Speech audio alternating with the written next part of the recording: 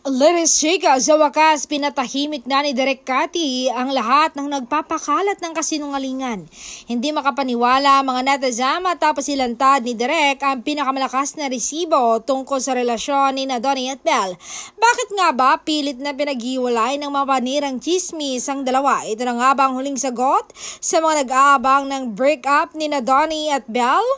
Mismong malapit na kaibigan nila ang nagpatunay kung nasaan ang katotohanan. Panoorin ang bawat detalye ng surprise na ito na nagpahiya sa lahat ng gumagawa ng fake news. Ano ang masasabi nyo sa mga taong pilit na naninira sa kanila?